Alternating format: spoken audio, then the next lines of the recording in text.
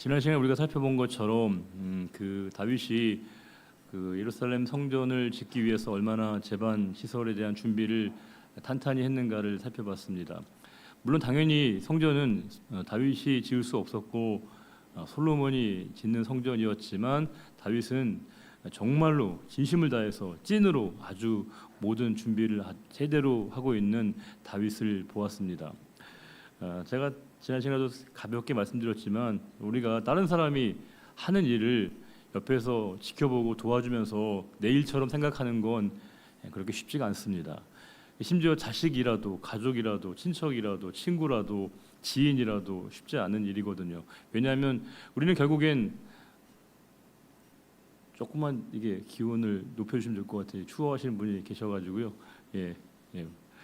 이게 우리가 살아가다 보면 결국엔 내가 뭔가 일을 해야 되고 또 내가 뭔가 일을 주도해야 되고 내가 뭔가 앞장서서 일을 해야 되는 일에 누군가가 도와주기를 원하는 마음을 가질 때가 많지, 누군가가 하는 그 일을 내가 적극적으로 협력하고 도와주고 지원하고 지지하고 기도해 준다는 건 물론 그렇게 해야 되는 게 맞는 건 알지만 실제적인 일로 보게 되면 그런 일들은 그렇게 많지가 않은 것 같습니다. 가능하면 뭔가 상대방이 하는 일은 조금 이렇게 우리가 외부자의 시선으로 방관자의 자세로 잘하나 보자, 어깨에 탁 짐지고 뭔가 우리가 판단하고 심판하는 일에는 우리 익숙하지만 그 일에 우리가 직접 참여해서 그 일을 적극적으로 돕고, 아니 더 나아가서 그 일을 마치 내 일처럼 나의 일처럼 여긴다는 건 그렇게 쉽지 않은데 다윗은 그런 모습을 실제로 보여주었고 솔로몬은 그냥 숟가락만 얹는 것 같은 느낌으로 모든 준비 과정은 다윗이 다 해내는 것을 보게 되면서 하나님이 그런 다윗을 얼마나 예뻐하셨는가, 얼마나 하나님이 그 다윗을 귀하게 보셨는가를 우리가 지난 말씀을 통해서 확인을 했습니다. 그리고 또 우리가 지난 시간에 그 형통함에 대한 부분을 다시 좀 자세히 보았죠.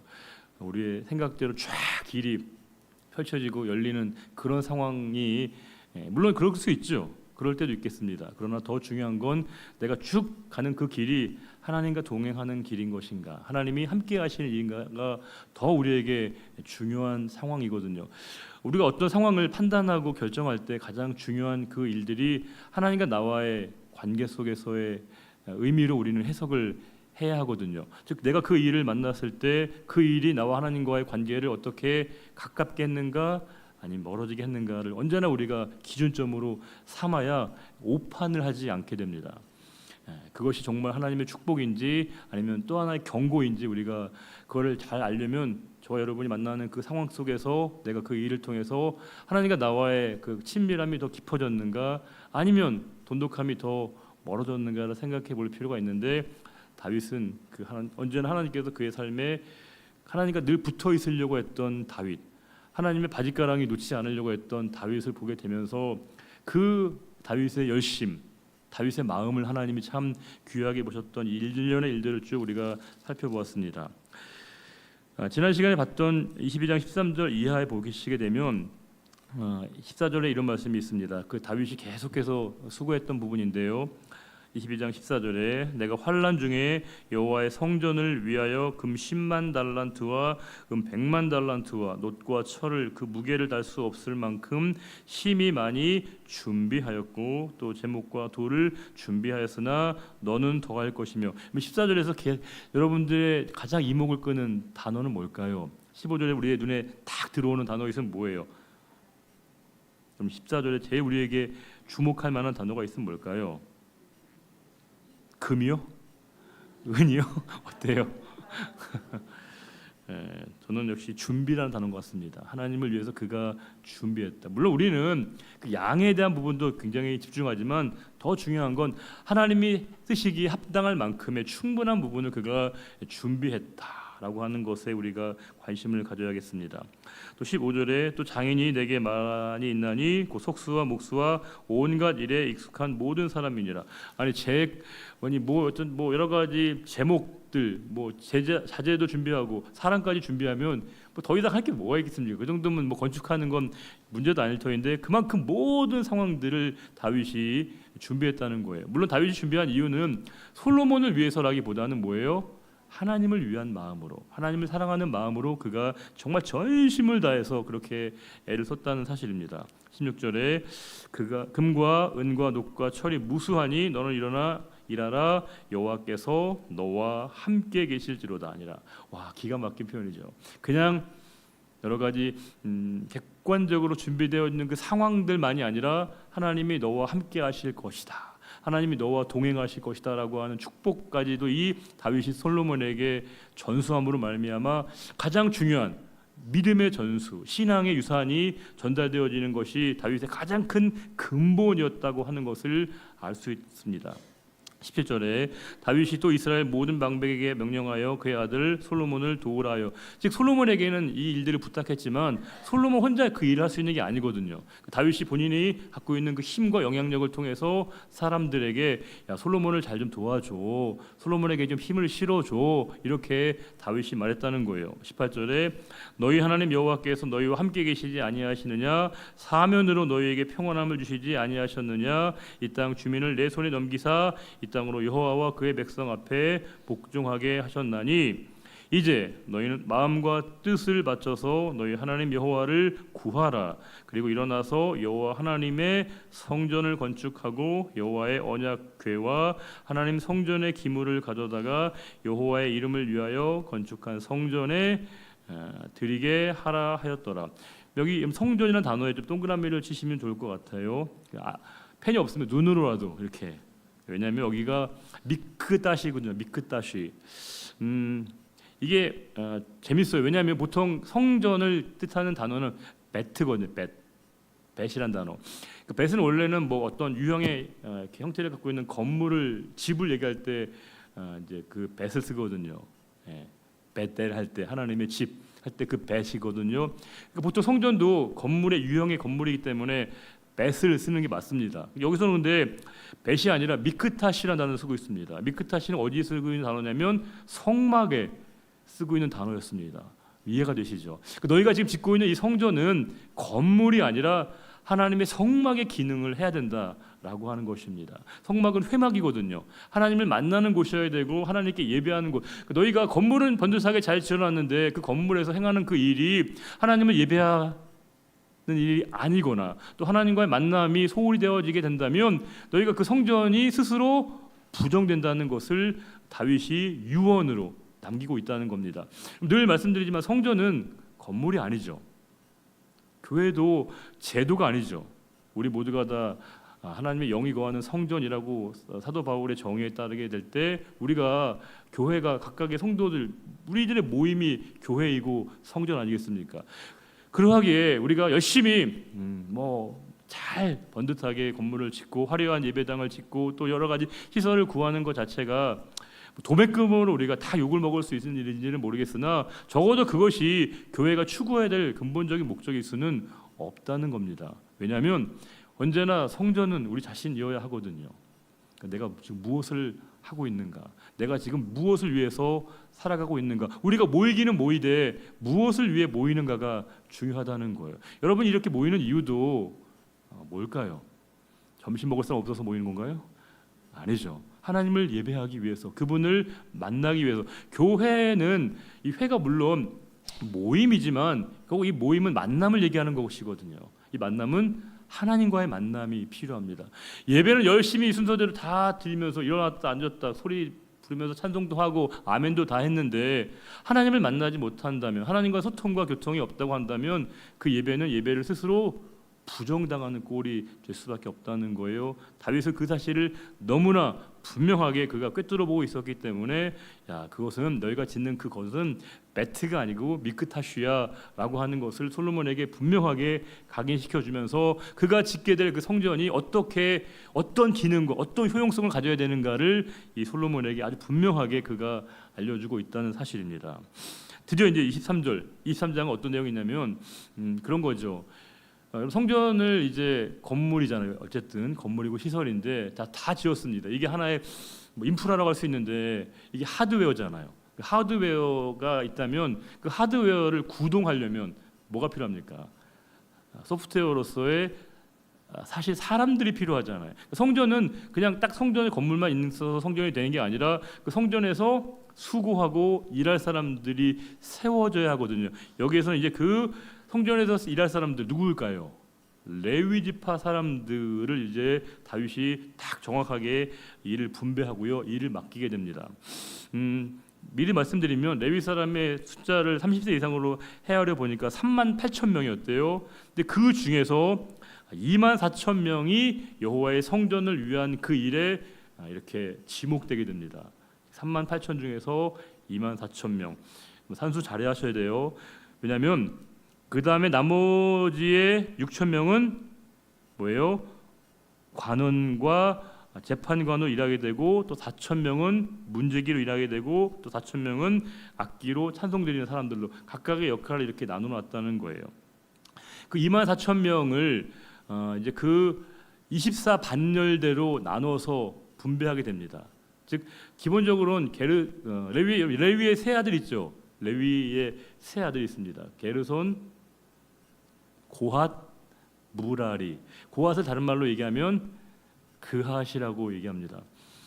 처음 성경 보시는 거 아니잖아요. 우리가 지금 베이직 과정 아니십니다. 심화 과정이죠. 게르손, 고핫, 무라리 세 명의 아들이 있는데 각 반열대로 이제 게르손 지파에서는 10개 반열을 주고요. 고핫 자손에게는 9개 반열을 이게 맡기고요. 또 무라리에게는 5개 반열. 근데 이게 예전에는 번역을 반열 이렇게 번역했는데 오늘 번역에서는 그냥 반으로 번역했습니다. 5절, 6절 보시게 되면 각기 반이라고 되어 있는데 이 반이라는 단어가 원래 근본적 뿌리는 군사 용어예요. 군대 용어입니다. 의미가 있죠. 24반열을 나눌 때 그 반이란 단어가 군사적 목적으로 원래 쓰였던 단어라고 하는 것은, 물론 그들이 행하는 것은 성전에서 성전을 잘 제사를 드리고 성전에서 잘 예배가 드려지도록 준비하고 제반 여건을 감당하는 그 일이지만, 다른 말로 얘기하면 뭐라는 거예요? 그게 전쟁을 수호하는 일에, 수행하는 일에 가깝다는 거예요. 무슨 전쟁이요? 영적 전쟁을 수호하는 일이다라고 하는 의미가 거기 안에 잘 이렇게 녹아 있다라고 하는 것입니다. 자, 23장 1절에 다윗이 나이가 많아 늙음에, 그래서 이제 그가 솔로몬에게 권력을, 왕의 자리를 이양하게 됩니다. 이제 네가 왕의 역할을 해봐라고 이제 그 다윗이 물러나게 되는 거예요. 그리고 이제 드디어 솔로몬의 왕에 등극하게 됩니다. 2절에 이스라엘 모든 방백과 제사장과 레위 사람을 다 이렇게 소집하게 됩니다. 그러면서 3절부터가 중요해요. 레위 사람은 30세 이상으로 계수하니 모든 남자의 수가 3만 8천 명이다. 아까 드렸던 말씀이에요. 3만 8천 명 중에서 4절에 그 중에 2만 4천 명은 여호와의 성전의 일을 보살피는 자요. 즉 2만 4천 명이 직접적으로 뭐예요? 성전에 투입돼서 그 성전에서의 행해지는 모든 제반의 일들은 2만 4천 명이 하는 거예요. 3만 8천 명 중에서. 여러분 숫자 잘 파악하셔야 됩니다. 그리고 그 중에 6천 명은 뭐 하는 거예요?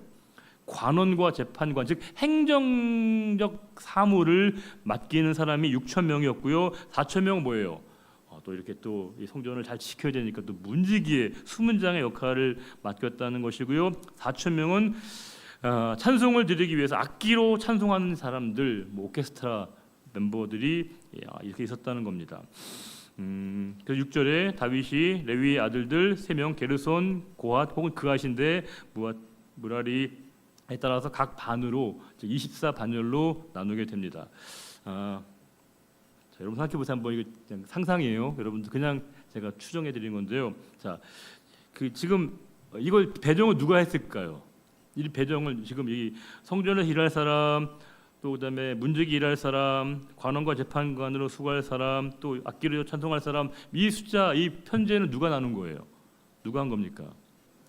다윗이 한 거예요. 다윗이. 자, 그러면 여러분들이 이제 그 3만 8천 명의 레위인들이라고 생각할 때 여러분들 이걸 받아들이셔요. 여러분들이 3만 8천 명 중에 한 사람입니다. 자, 그러면 여러분 중 어떤 사람은 성전에서의 직접, 쉽게 얘기하면 이런 거죠. 여기 성전 안에서 일하는 사람 있고, 또 어떤 사람은 밖에서 이렇게 주차하거나 성전 문 앞에서 이렇게 막 관리하는 사람이 있고, 또 어떤 사람은 저기 지하 밑에 지하 3층에 내려가서 열심히 뭐 이렇게 보이지 않는 곳에 수고하는 사람이 있고, 또 어떤 사람 멀리 가서 이제 누군가 안내하는 사람이 있다고 할 때, 여러분 어떤 사람의 일이 여러분 제일 돋보이고 어떤 사람의 일이 제일 선호될까요? 잠깐만, 좀만 생각해 보시고 어때? 어떤 일을 사람들이 더 많이 더 선호하고 또 아니면 선호한다고 좀 과하면 어떤 일이 사람들이 더 볼 때 하나님의 일처럼 여겨지는 부분이 있을까요? 어떤 게 더 하나님께서 쓰시기에 야 이거 정말 거룩한 성직이다라고 하는 일로 어떤 일이 그렇게 예배 시간에 기도하고 찬양하고 뭐 여러 가지 안내 위원하던 이런 일들이 그런 일들과 교회 밖에서 성전 밖에서 일하고 있는 사람들의 그 사역의 내용을 보게 될 때 뭐 주일 안에서 벌어지는 일이니까 다 우리가 똑같은 일들로 등가로 여길 수 있을지는 모르겠으나 다분히 우리의 마음속에 의식의 저변에는 그래도 여기서 일해야지 성전 안에서 일을 해야지 그래야 이게 주의 일이지라고 하는 생각이 우리에게 있을 수 있다는 사실입니다. 뭐 다 아는 말씀이지만 여러분 불교에서도 이제 그 수도승들을 이렇게 나누잖아요. 승려들을 구분하지 않습니까? 예컨대 이제 불교에서도 수행과 정진, 말 그대로 뭔가 자신의 도를 수행하는 사람들, 그런 흔히 말하는 승려들을 우리가 이판이라고 하지 않습니까? 그렇죠? 이판이라고 하고 있고 또 불교에서도 마찬가지로 절을 사찰을 운영하려면 뭐 여러 가지 행정적인 일들을 감당하는 사람들, 뭐 여러 가지 뭐 소위 말하는 허드렛 일을 감당하는 사람들을 사판이라고 얘기하지 않습니까? 그러니까 불교에서는 엄격하게 이판이 하는 일과 사판이 하는 일은 완벽히 나눠져 있습니다. 그래서 이판은 그야말로 존경을 받고요, 존중을 받고 수도하는 사람이고 정진하는 사람이기 때문에 그 가치를 인정받고요. 사판은 아무래도 조금 이제 경시되는 부분이 분명히 있습니다. 그런데 문제는 이판들이 본인의 본연의 사명을 까먹고 그 역할에 대한 의식을 까먹게 되고 이게 이판이 사판이 되고 사판이 이판이 되어지는 이 헷갈리는 상황이 될 때 불교에서는 그것을 이판 사판이다 이렇게 얘기를 하거든요. 되게 아주 전형적인 불교 용어에서 나온 건데 그러니까 이 말은 이 의식 속에는 뭐가 있는가 보면 다분히 아무리 아니라고 해도 거기 안에 서열 의식이 있는 것입니다. 계급식이 존재하고 있는 거예요. 사실 모든 종교에는 아니라고 해도요 거기 안에 서열과 계급이 분명히 존재하게 됩니다.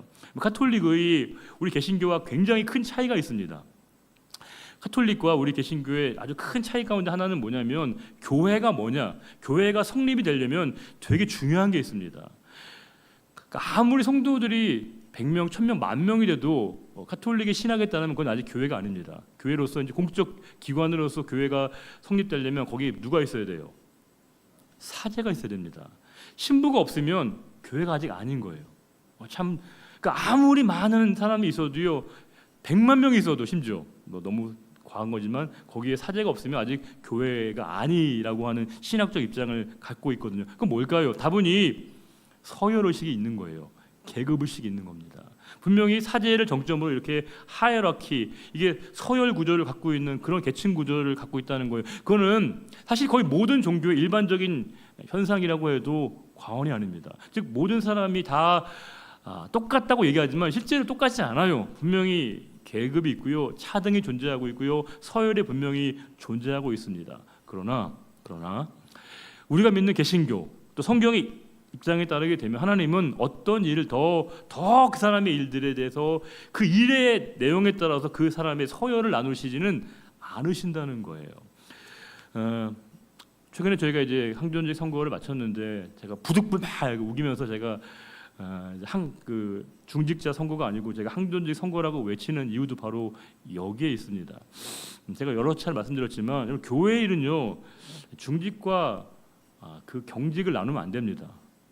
그 직분에 따라서 그 사람이 하고 있는 그 교회 직분에 따라서 그것이 중직이다 경직이다 이렇게 나누면 안 되는 거예요. 왜냐하면 중직이란 말 자체 속에 이미 계급 의식이 이렇게 함의가 되어 있는 것이거든요.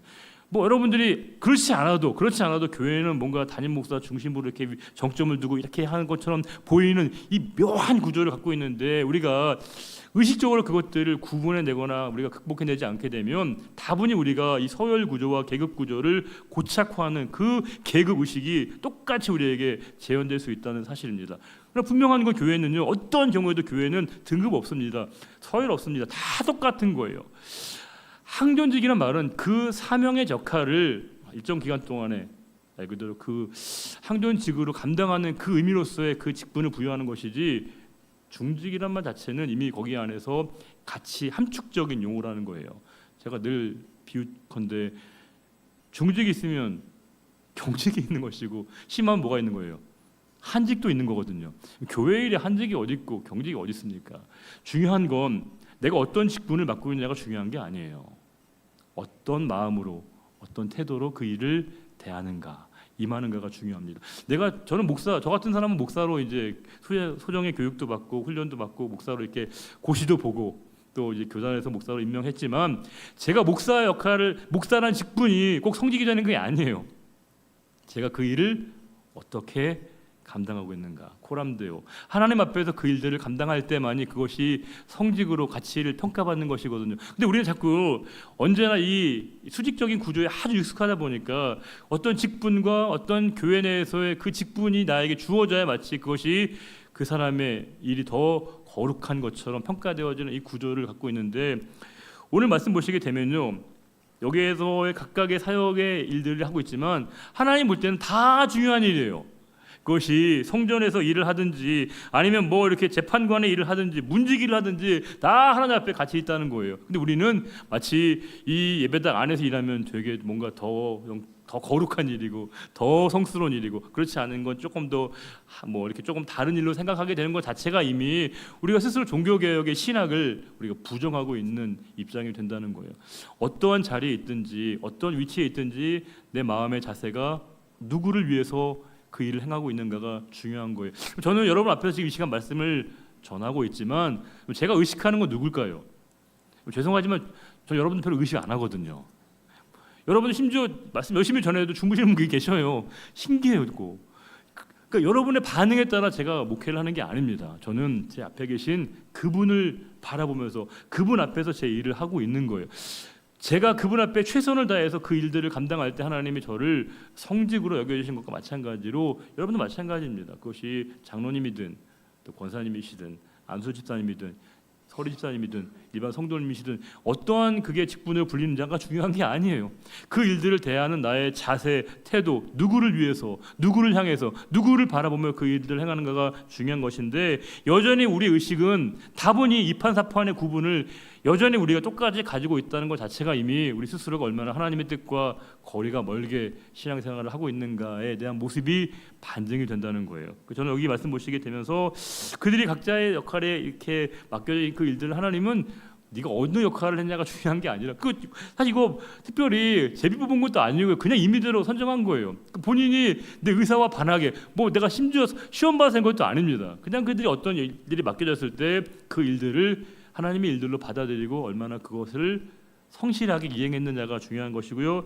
그 일들을 그렇게 성실하게 진실하게 감당하는 하나님의 사람들을 통해서 하나님의 교회가 교회다워지는 것이고요. 성전이 성전의 온전한 기능을 할 수 있다는 부분을 우리가 다시 한번 마음속에 새겨볼 필요가 있습니다. 이런 편지하에서 7절부터 11절까지는 게르손 계열의 10개 반열을 소개하고 있습니다. 즉 7절부터 11절은, 또 12절부터 20절은 그핫 계열의 반열들을 12절부터 20절에 나오고 있고요. 또 21절부터 23절이 무라리 계열이 나오고 있고, 또 25절부터 32절은 일반 성전 봉사자들의 직무, 기본 직무를 소개하고 있습니다. 한 번만 더 말씀드리면 7절에서 11절이 게르손 자손들 10개 반이고요. 10개 반열이고, 또 12절부터 20절이 그핫 자손들, 그핫 계열의 9개 반열이고, 21절부터 23절이 무라리 지파, 무라리 계열의 후손들의 5개 반열이고요. 또 25절부터 32절이 일반 성전 봉사자들의 기본 직무에 대한 규정을 설명해 놓고 있습니다. 계속 이제 이름만 나오기 때문에 제가 미리 말씀드리는 거예요. 7절에 게르손 자손은 라단과 시므이라. 라단의 아들들은 우두머리 여히엘과 또 세담과 요엘 세 사람이요, 시므이의 아들들은 슬로밋과 하시엘과 하란 세 사람이니 이는 라단의 우두머리들이며, 또 시므이의 아들들은 야앗과 시나와 여우스와 부리아이니 이 네 사람도 시므이의 아들이라. 그 우두머리는 야하시요, 그 다음은 시사며, 여우스와 부리아는 아들이 많지 않은 함으로 그들과 한 조상의 가문으로 계수되었더라. 여기까지가 뭐라는 거예요? 게르손 자손들의 반차라고 하는 거예요. 12절 그앗은 중요하죠. 다 중요하긴 하지만 그앗이 그러니까 우리가 이제 역사적인 의미로 얘기하는 거예요. 그앗에게 누구 나오는 거예요? 모세가 바로 이 그앗 자손이거든요. 네. 자 보시겠습니다. 12절에 그앗의 아들들은 아므람과 이스라엘과 헤브론과 우시엘 네 사람이라. 아므람의 아들들은 아론과 누가 있어요? 모세가 있습니다. 그러므로 모세는 누구 후손이라는 거예요? 고앗의 후손이죠. 자, 아론은 그 자손들과 함께 구별되어 몸을 성결하게 하여 영원토록 힘이 거룩한 자가 되어. 즉 아론은 누구니까요? 제사장으로 부름받은 사람입니다. 여호와 앞에 분향하고 섬기며 영원토록 그 이름으로 축복하게 되었느니라. 즉 아론이 제사장으로 이렇게 거룩하게 하나님 앞에 성별된 사람이었다는 거예요. 14절 하나님의 사람 모세의 아들들. 모세를 지칭하는 여러 수식어가 있지만 여기서 뭐라고 표현하고 있다는 거예요? 하나님의 사람으로. 와, 기가 막힌 표현이죠. 모세를 지칭하는 위대한 용도자, 지도자, 여러 가지 표현이 가능하겠으나 이 표현보다 더 멋지고 근사한 표현이 어디 있을까 싶습니다. 모세는 한마디로 뭐라는 거예요? 그는 하나님의 사람이었다. 이렇게 하나님이 그를 평가하고 있다는 겁니다. 저와 여러분에게도 우리가 듣고 싶은 최고의 찬사가 있다면 이거 아닐까요? 너는 하나님의 사람이야. 저분은 하나님의 사람이셔. 이보다 더 감동적인 표현이 어디 있겠습니까? 하나님의 사람이라는 표현은 굉장히 어떤 그런 특권이기도 하지만 다른 말로 얘기하면 사명이죠. 책임을 떠안는 것을 의미합니다. 즉 하나님의 사람이라는 건 엄청난 축복이자 특권이기도 하지만 동시에 뭐라는 거예요? 사명의 자리이고요, 책임을 이행하는 자리이고 모세가 그 역할을 잘 행했기 때문에 하나님이 그에게 너는 하나님의 사람이야 이렇게 그를 불러주셨다는 거예요. 14절에 하나님의 사람 모세의 아들들은 레위 지파 중에 기록되었으니 모세의 아들 있죠. 두 명이 있는데 누구예요? 있죠. 게르손과 엘리에셀. 여러분 게르손의 이름의 뜻이 뭐죠? 이방에서 객이 되었다. 즉 모세가 미디안 광야로 쫓겨나서 되게 암울했던 자신의 심정을 토로하는 표현 아니겠습니까? 나는 나그네구나, 나는 객이구나. 이렇게 그 모세가 자기 아들을 보면서 그렇게 자신의 이름을 감정을 투영해서 그렇게 지었다는 거예요. 너는 게르손이야. 실제로 그 누구의 마음인 거예요? 자기의 처지를 대변하는 표현이 이제 게르손에 담겨 있고요. 엘리에셀의 뜻이 뭘까요? 나의 도움이 되시는 하나님 이런 뜻입니다. 나의 도움이 되시는 하나님. 왜냐하면 에셀이 도움이시다 이런 말이거든요. 에벤에셀 뭐예요? 신혼 에벤에셀인가요? 에벤에셀이 뭐예요? 도움의 돌 이런 뜻이거든요. 하나님이 나를 여기까지 인도하셨다고 하는 그 돌을 세우면서 에벤에셀, 나를 여기까지 인도하신 도움의 돌이라는 뜻이 아니겠습니까? 에셀은 도움이고요, 엘리는 하나님, 나의 도움이 되신 하나님. 즉 그 모세의 마음속에 얼마나 그 마음의 억울함과 답답함이 둘째 아들을 낳았을 때는 사라졌는가를 알 수 있죠. 우리가 상처를 받기도 해요. 또 어려움을 만나기도 합니다. 그러나 그것이 우리에게 고착되는 것은 다른 차원입니다. 그러니까 우리가 순식간에 누군가에게 어떤 말을 들었을 때나 불편한 얘기를 들었을 때 그것이 나에게 이렇게 뭔가 다가와서 내 마음에 어쨌든 이렇게 좀 꽂히기도 하지만 그걸 담아두는 건 좀 다른 차원인 거예요. 모세가 내가 이방의 객이 되었구나, 좀 뭔가 측은지심으로 자기의 삶을 바라봤다가 자신의 삶에 주신 은혜들을 묵상하면서 하나님은 나의 도움이시지라고 하는 것으로 그 상황을 승화시켜 나가고 극복해 나갔다는데 이게 의미가 있거든요. 신앙은 그런 거지 않습니까? 신앙은 어떤 상황에서 물론 내가 만나는 처음에 현실은 되게 어렵고 답답한 현실이지만 하나님을 통해서 자신의 삶을 새롭게 바라보게 되었을 때 오직 마지막에 최종적인 결론은 하나님의 은혜만 기억되고 감사할 일들만 고백되어지는 게 이 성도에게 주어지는 믿음의 자리이거든요. 지금 모세는 그러했다는 걸 알 수 있습니다. 16절에 게르손의 아들 중에는 스부엘이 우두머리가 되었고 엘리에셀의 아들들은 우두머리 르아바라 엘리에셀 에게 이 외에는 다른 아들이 없고 르압의 아들들은 심이 많았으며 이스라엘의 아들들은 우두머리 슬로밋이요 헤브론의 아들들은 우두머리 여리야와 둘째 아마리아와 셋째 야하시엘과 넷째 여가무함이며 우시엘의 아들들은 우두머리 미가와 그 다음 이시야라. 이들이 순서대로 가서 성전을 지키고 또 성전에 주어져 있는 그 일들을 행하는 일들을 그들이 담당했던 사람들의 명단들을 쭉 소개하고 있습니다. 21절에 이제 무라리의 후손들을 얘기합니다. 무라리의 아들들은 마을리와 무시오, 마을리의 아들들은 엘르아살과 기스라. 엘르아살이 아들이 없이 죽고 딸만 있었더니 어떻게 된 거예요? 그 형제 기스의 아들이 그에게 장가들어서 계속 이제 결국엔 그 일들이 계속해서 이어지게 어쨌든 또 다른 방법을 그들이 찾았다는 걸 얘기합니다. 무시의 아들들은 마을리와 에델과 여레못 세 사람이더라. 24절에 이는 다 레위 자손이니 그 조상의 가문을 따라 계수된 이름이 기록되고 여호와의 성전에서 섬기는 일을 하는 20세 이상의 우두머리들이라. 이렇게 이들이 성전에서의 주어진 일들을 감당했다라고 되어 있습니다.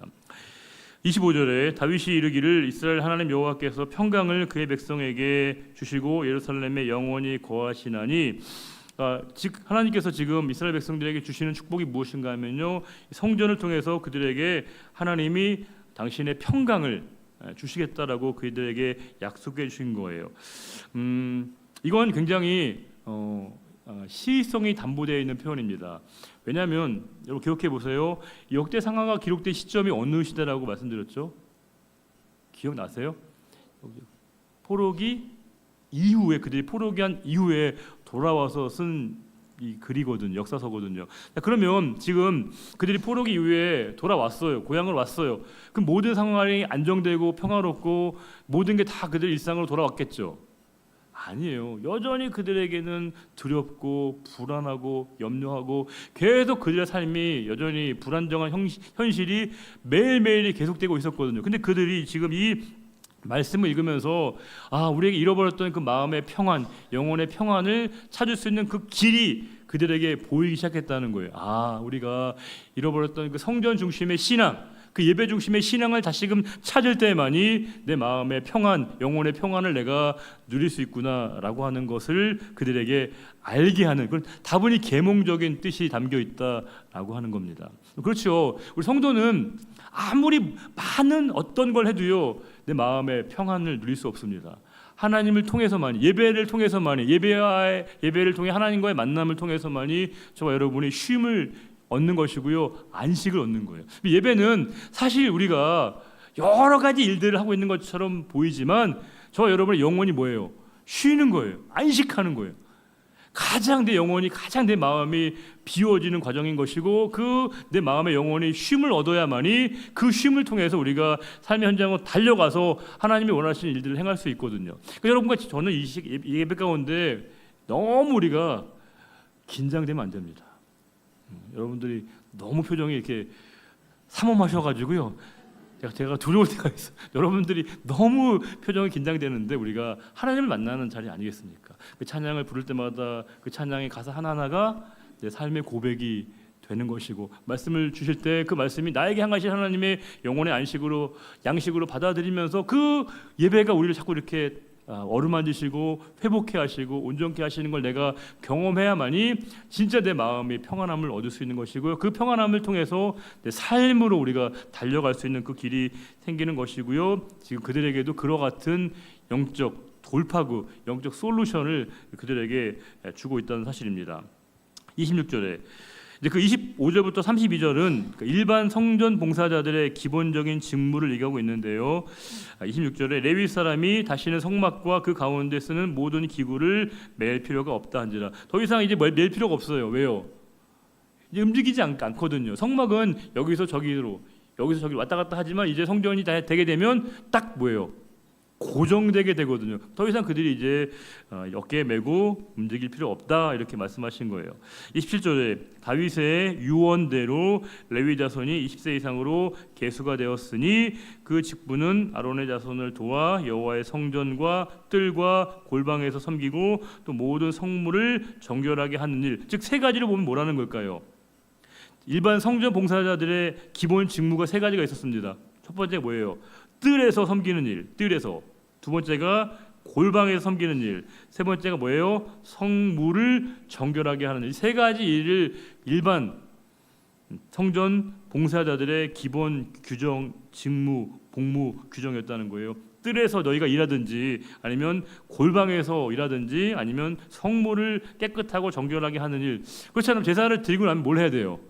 다 닦고 정결하게 이것들을 정돈하는 그 일들을 쉽게 얘기하면 설거지를 해야 하거든요. 그 일들을 하는 사람들도 다 이렇게 구체적으로 일을 맡겼다는 거예요. 그냥 아무나 와서 누구나 일을 해, 그게 아니고 아주 정교하게, 아주 정밀하게 그 일들을 하나님이 그들에게 맡기셨고, 또 다윗이 그들에게 그 일들을 행하도록 정확하게 그 사람들을 그 자리에 지목하고 지명했다는 겁니다. 자, 29절에 또 진설병과 고운 가루의 소재물 곧 무교전병이나 과자를 굽는 것이나 반죽하는 것이나 또 모든 저울과 자를 맡고, 그러니까 이것도 누군가는 해야 되는 거예요. 진설병을 만드는 사람들, 또 소재물을 다루는 사람들, 무교전병을 또 만들거나 다루는 사람들, 또 과자를 굽는 사람들, 반죽하는 사람들, 모든 저울과 자를, 뭐 각각 이 성전에서 그냥 성전이 되는 게 아니고요. 정말 많은 사람들이 다 이렇게 투입되고 다 거기 관여돼서 그 성전의 원래 기능을 했다는 거예요. 제가 지난 주일에 이제 온가족 예배를 드리면서 여러분 다 느끼셨지 않습니까? 정말 하나님께 주시는 벅찬 감격과 은혜를 누렸는데, 저도 이제 예배당 전체를 쭉 이제 돌아보고, 또 그 사실 그 전날부터 이걸 위해서 얼마나 많은 분들이 수고하고 준비해왔는지를 너무 잘 알고 있거든요. 그럼 우리가 그냥 딱 하면 예배가 되는 게 아닙니다. 오시면 바로 예배가 되는 게 아니고요. 정말 많은 분들의 수고와 땀과 헌신이 있다는 거예요. 어제 여러분 선물 다 받으셨어요? 추첨에. 기독강 잘 받으셨나요? 여러 가지 선물도 우리가 잘 받았는데, 그것도 사실 생각해 보면 받을 때는 그냥 잠깐의 기쁨이지만 또 어떤 분들이 다 그 일일이 그걸 정말 여러분 같으면 하시겠습니까? 저 같으면 잘 못할 것 같거든요. 근데 이거 정말 한 분 한 분을 향한 그 마음을 가지고 했던 그 손길이 받을 때 정말 감동으로 되는 것이고요. 또 누군가는 또 현수막을 붙이시고 또 거기 음식을 준비하시고 또 나눠주시고, 또 어제도 우리가 효도관광을 하면서 그냥 이게 대접 받는 사람은 간단해요. 저도 대접 받는 위치였기 때문에. 근데 그 일들을 위해서 우리 또 친교부에서 정말 그렇게까지 하셔야 되나 싶을 만큼의 하나하나 일들을 행하시는 걸 보면 정말 그게 정말 일당을 주고 한다면 할 일인가 싶은 마음이 들거든요. 정말 하나님의 은혜가 부어지는 게 없으면 하나님의 교회는 불가능하다. 여러분 토요일에 그냥 되는 거 아니고, 이게 딱 주일 보시게 되면 예배 드리려면 꽃꽂이 하는 분들도 그냥 이 꽃꽂이 하시기 위해서 제가 얼마나 수고하시는지 너무 잘 알고 있거든요. 전 정말 감사한 게 하나님이 저를 꽃꽂이에 부르지 않으신 게 정말 감사하거든요. 제가 꽃을 꽂았다고 생각해 보세요. 이게 여기 얼마나 이상하겠습니까? 정말 그 부살레가 오올리압처럼 정말 하나님의 성전을 섬겼던 그분들의 열심으로 이렇게 다 하나하나 그 꽃꽂이를 했고, 또 이렇게 청소하시고 애쓰시는 분들의 하나하나의 손길이 다 이렇게 묻어져서 예배가 되는 것이거든요. 우리 주일 예배 시간에 제일 긴장하는 분들 누군지 아십니까 혹시? 저는 제가 제일 긴장하는 줄 알았거든요. 저는 여러분 어떤 분들은 목사님 예배 되게 편안하게 드리신다고, 아니에요. 제가 다리가 얼마나 떨리는지 몰라요. 지금 예배가 혹시라도 잘못될까봐 정말 모든 관심을 기울여 예배를 드리고 정말 관심을 갖고 있는데요. 그래서 제가 집에 정말 딱 가면 사지 힘이 풀려가지고요. 밥 먹기가 힘들 정도가 됩니다. 왜냐하면 모든 에너지를 다 주일에 쏟거든요. 제가 제일 주일에 저는 긴장한다고 생각했는데 알고 보니까 방송실에 계신 분들이 진짜 긴장 많이, 이분들이 방송 자막 한번 잘못 나오면 그렇게 하루 종일 자기를 정죄하는 거예요. 내가 잘못했다고, 목사님 죄송하다고.